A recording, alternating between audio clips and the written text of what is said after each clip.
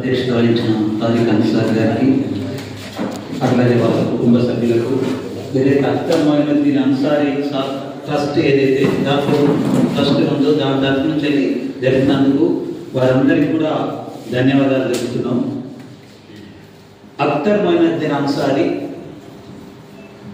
ఆఫీస్లో మాధవరావు గారిని జాయిన్ చేసేటప్పుడు నేను వచ్చి జాయిన్ చేయడం జరిగింది. అంటే సార్ మా మాధవరావు గారు వస్తాడు, మీ ఆఫీస్లో పనిచేస్తాడు, మీ ఆఫీస్లో పనిచేస్తే కొద్దిగా ఖర్చులకు మీరు డబ్బులు ఇవ్వాల్సి ఉంటుంది, ఎవరు జూనియర్స్కి ఇవ్వరు కాబట్టి కొద్దిగా ఖర్చులకు ఇవ్వాలి. ఎంత ఖర్చు?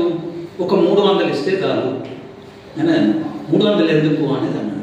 తనకు సిగరెట్ తాగుతుంటాడు ఒక 60 రూపాయలు, రూమ్ కిరాయి 60 రూపాయలు, పాలకు ఛాయ్ కొరకు 60 రూపాయలు, మిగతా చిన్న చిన్న ఖర్చులు ఇంటి నుంచి వస్తాయి. సరే అంటే 300 ఉంది, మనం ఎంత కాస్త అంత తీసుకోవచ్చు, ఏమి ఇబ్బంది ఏం లేదు అని సార్ చెప్పడం జరిగింది. సారు ఒక రైతు కుటుంబం నుంచి అఖ్తర్ మొయినుద్దీన్ అన్సారీ తనకు ఒక 300-400 ఎకరాలు ఉన్నా తను ఒక రైతు. సారంగపూర్లో మనకు ఇక్కడ షుగర్ ఫ్యాక్టరీ, మేమంతా కూడా అక్కడ భూములు అది ఉండేసి అన్సార్ భూములు రైతు కుటుంబంలో వచ్చిన ఒక అడవి. మాధవరావు గారు వాళ్ళ బస్వాపూర్ దగ్గర ఒక 40-50 ఎకరాలు వాళ్ళకు ఉండి ఆ కుటుంబం నుంచి 5-6 అన్నదమ్ములు ఉండేసి వాళ్ళు అక్కడ వ్యవసాయ కుటుంబం నుంచి వచ్చిన తర్వాత ఇద్దరికి కూడా ఒకే ఆలోచన ఉన్నాయి.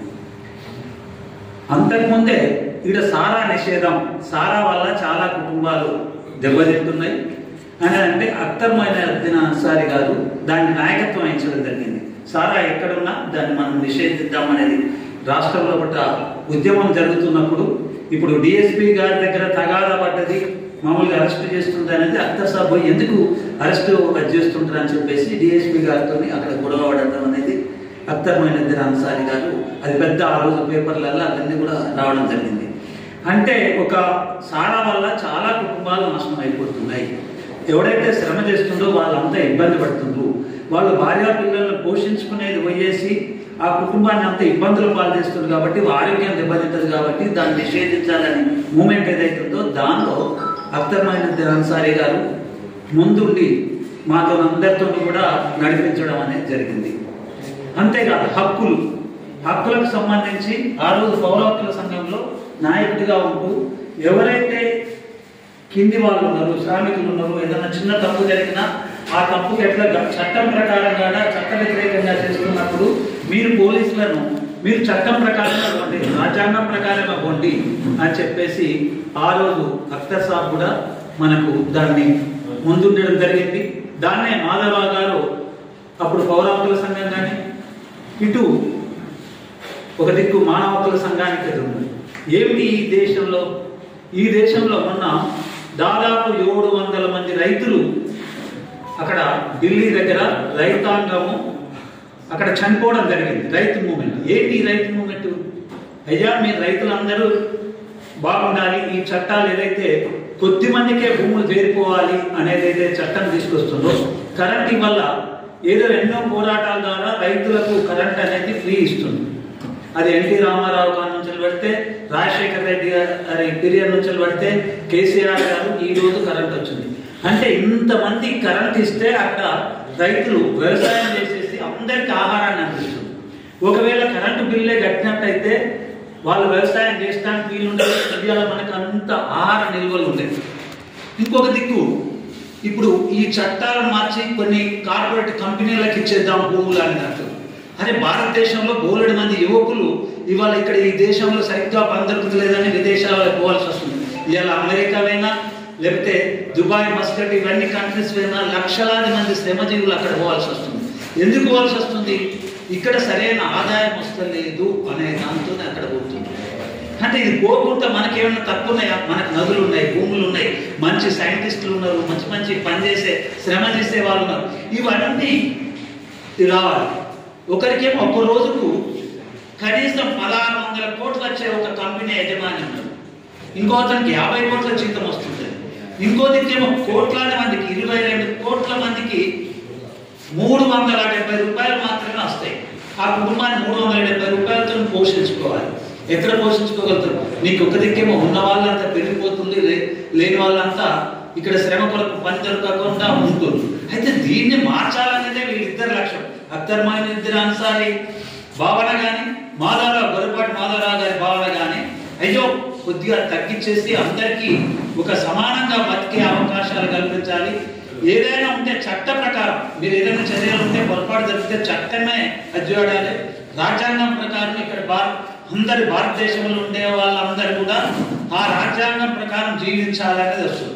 ఇవాళ ఏమైతుంది, ఆ జీవన విధానం కాకుండా ఎక్కడో ఒక భయంకరమైన ఒక భయానక స్థితి భారతదేశంలో ఏర్పడుతుంది. దీన్ని తగ్గించుకొని అందరము ఒక సహజీవనం గడపడానికి అన్ని మతాల వాళ్ళు కావచ్చు, అన్ని కులాల వాళ్ళు కావచ్చు, అన్ని జాతుల వాళ్ళు కావచ్చు, అన్ని ప్రాంతాల వాళ్ళు కావచ్చు, అందరం బాగుందాం అనే కోరిక ఇద్దరిది కోరిక. కాబట్టి ఆ కోరిక నెరవేర్చడానికి ఇవాళ ఇక్కడ ఒక ఏర్పాటు చేయడం అనేది చాలా సంతోషం.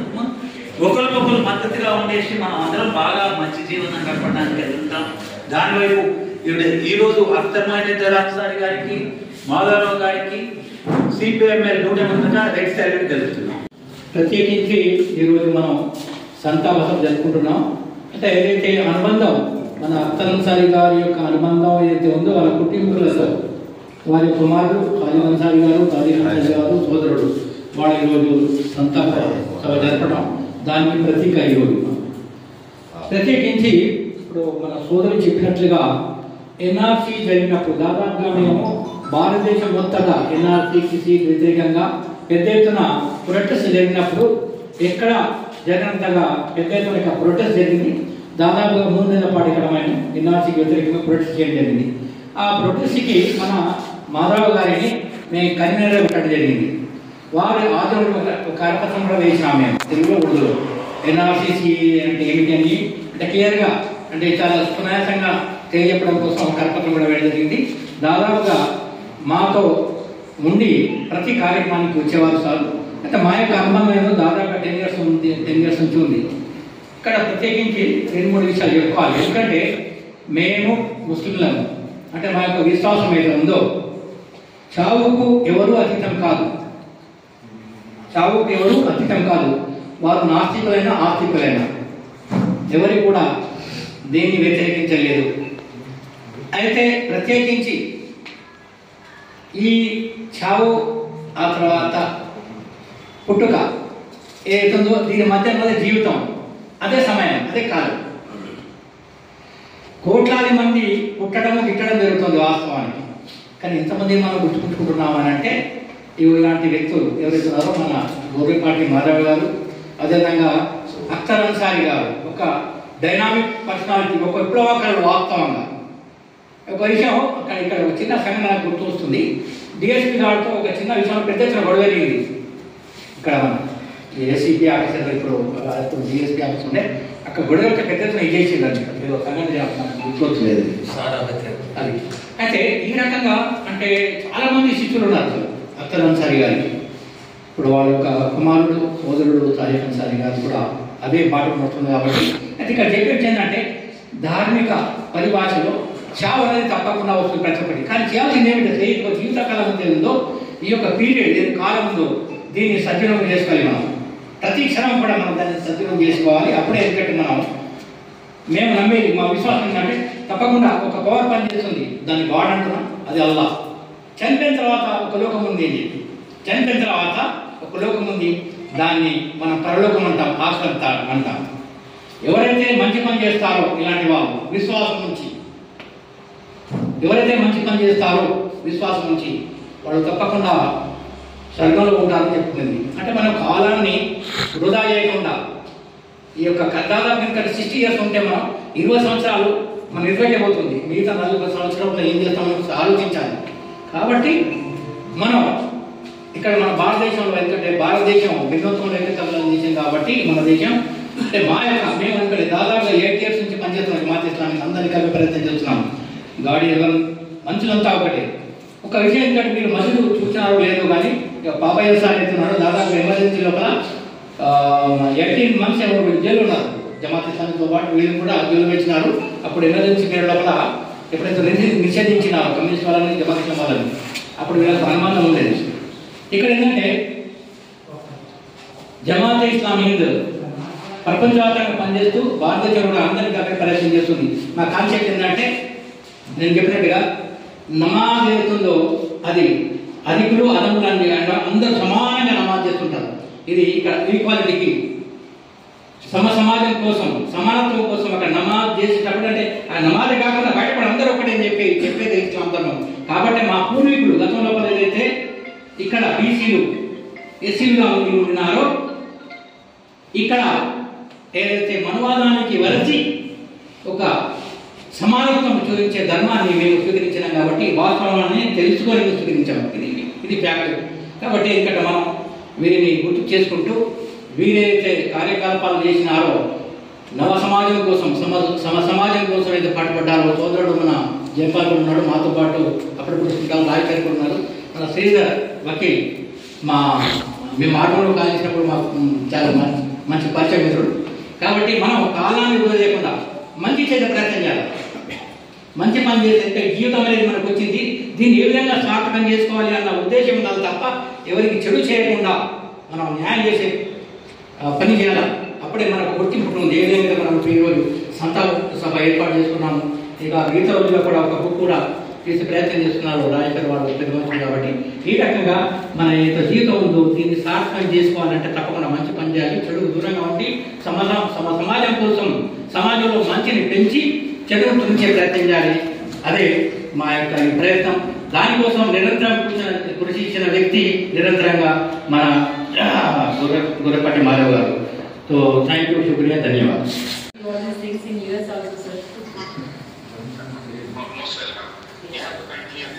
Yes, sir. Yes, sure, sir. Yeah. When are you coming to India, sir? Will you have a meeting? I recently came, but next time I plan to, meet and spend time and maybe break the bread with all of you. Yes, sir. Yes, sir. Definitely. Actually, these times I'm going to invite all those people next time. Okay. Together. Sure, sure. Thank you, sir. Shridhar भाई बात करते एक minute करते सीधर के बात करते सीधर आ रहे एक मिनट बात करना फिर उसके बाद फिर प्रोग्राम कंटिन्यू करना हमारी जमात के सामने नमस्ते जी नमस्ते हेलो नमस्ते आप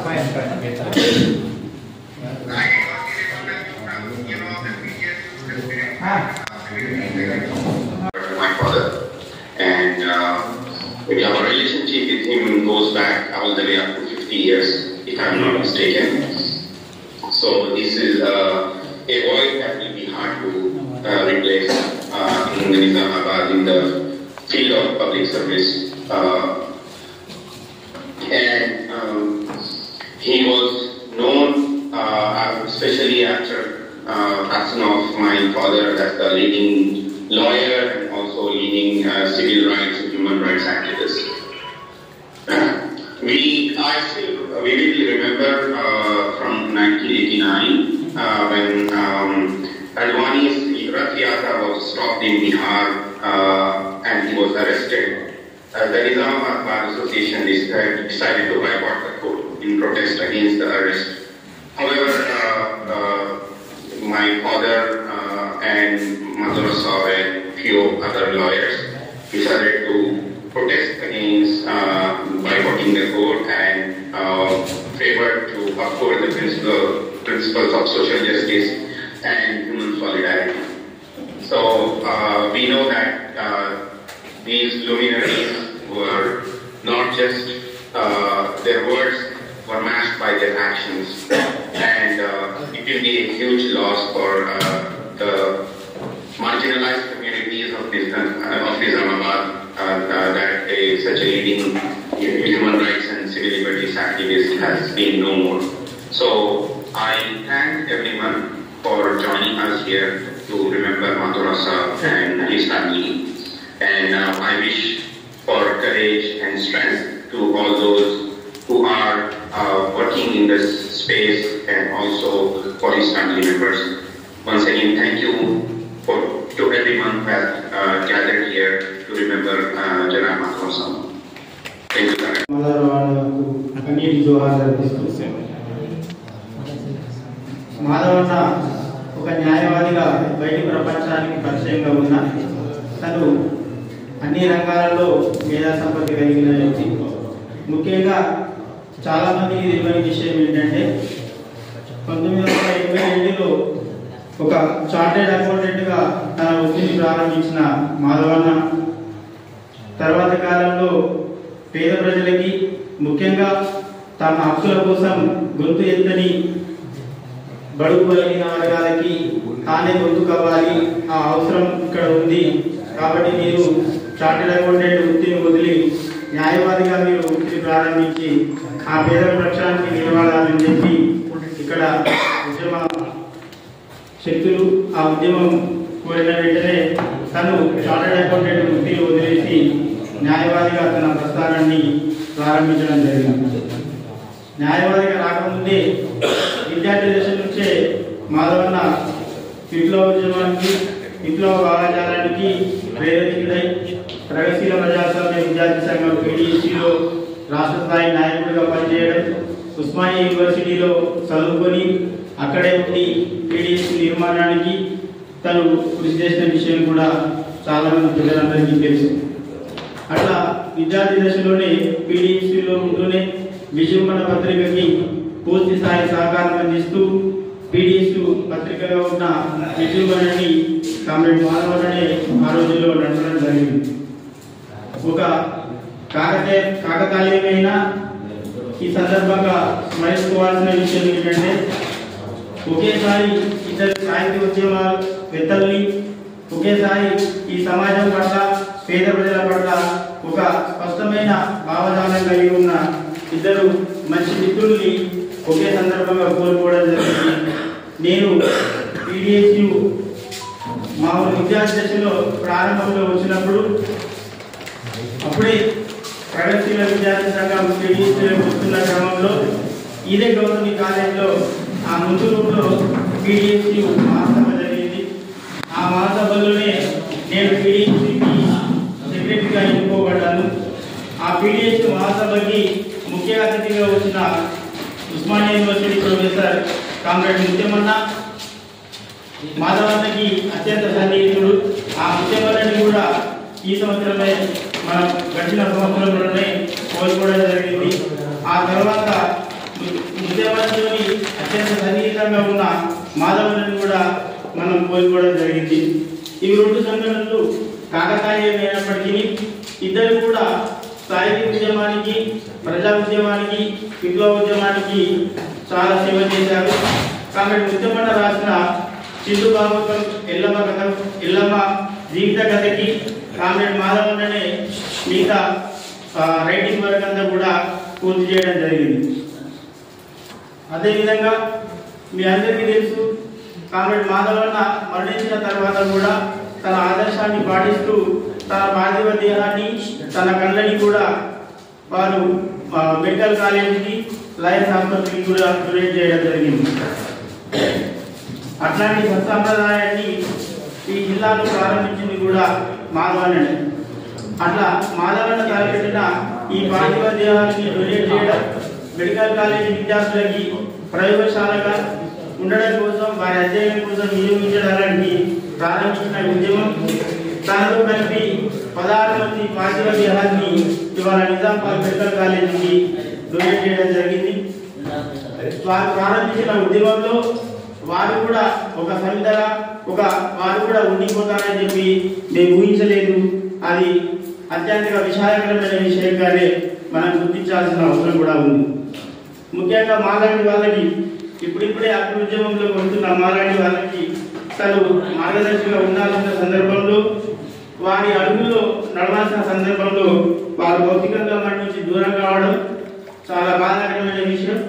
ఏదైనా జరిగిన విషయాన్ని మనం ఆగలింపు చేసుకొని కామ్రేడ్ మాధవన్న ఏ ఆశయం కోసం అయితే పనిచేశాడో, ఏ పేద ప్రజల కోసం అయితే పనిచేశాడో, ఏ మైనారిటీ వర్గాల రక్షణ కోసం పనిచేశాడో, వారి ఆశయాన్ని ముందుకు తీసుకుపోవాల్సిన బాధ్యత కూడా మన మీద ఉందని గుర్తు చేస్తూ ఈ అవకాశం ఇచ్చిన పెద్దలందరికీ ధన్యవాదాలు తెలియజేస్తున్నాను. అందరికీ రావాలి. కొద్దిమందికే కొన్ని అవకాశాలు, కొద్దిమందికే కొన్ని హక్కులు ఉండద్దు. ఇర్రెస్పెక్టివ్ మైనారిటీస్ కానీ ఇర్రెస్పెక్టివ్ జెండర్ ఏమీ లేకుండా అందరికీ సమాన హక్కులు కావాలని చెప్పి తను అనేక ఉద్యమాల్లో భాగస్వాములయ్యారు. ఈ జిల్లా అభివృద్ధి చెందాలంటే ఇక్కడున్న వనరులు ఉపయోగపడేటట్టు పాలక వర్గాలు వాటిని ఉపయోగంలోకి తీసుకురావాలి. ఇక్కడి నుంచి అనేక మంది వలసపోతున్నారు. ఇక్కడ ఉపాధి అవకాశాలు ఉంటే ఇక్కడే తను జీవిస్తాడు అని అనేక వృత్తుల్లో వస్తున్న సమస్యని ఎత్తి చూపారు. ముఖ్యంగా రాజ్య వ్యవస్థ నుంచి, పోలీస్ వ్యవస్థ నుంచి ప్రజల హక్కులు కాలరాస్తున్నప్పుడు వాటిని హక్కులు అఖ్తర్ అన్సారీ గారు ఇచ్చిన స్ఫూర్తితో అనేక వాటిలో పోలీసు నిర్బంధాన్ని ఎదుర్కొనేటట్టు అనేక మందికి స్ఫూర్తినిచ్చాడు. ఈ జిల్లాలో జరిగిన అనేక ఉద్యమాల్లో తన యొక్క పాత్ర మనకు కనపడుతుంది. ఇక్కడ న్యాయవాదిగా ఉంటూ అఖ్తర్ అన్సారీ సాబ్ ఏపీసీఎల్సీ పౌర హక్కుల సంఘం, ఆంధ్రప్రదేశ్ సివిల్ లిబర్టీస్ కమిటీ లీడర్గా కూడా తను పనిచేశారు. అదేవిధంగా PDS founder JCS Prasad memorial ట్రస్ట్లో అన్సారీ సాబ్ ఒక ట్రస్టీ, మాధవరావు గారు మేనేజింగ్ ట్రస్టీ. ఎక్కువ మంది స్టూడెంట్స్కి సైంటిఫిక్ ఆలోచన రావాలి అంటే దీనికోసం ఒక పుస్తకాల లైబ్రరీ దాన్ని మెయింటైన్ చేయాలనే దాంట్లో వీళ్ళు అన్సారీ సాబ్, మాధవరావు సాబ్ వీళ్ళందరూ దాంట్లో ఫౌండర్స్. ఇక్కడే శ్రీనివాసు గారు కూడా దాంట్లో ఒక ట్రస్టీ. ఇప్పుడు ముగ్గురుని మనం కోల్పోయాం. వాళ్ళ యొక్క వారసత్వాన్ని కొనసాగించడానికి, వాళ్ళ యొక్క ఆలోచనలు ముందుకు తీసుకోవడానికి మనకు తోచిన పద్ధతిలో రకరకాల ఈ సొసైటీలో ఉన్న అసమానతలు పోగొట్టడానికి మనం ప్రయత్నం చేద్దాం.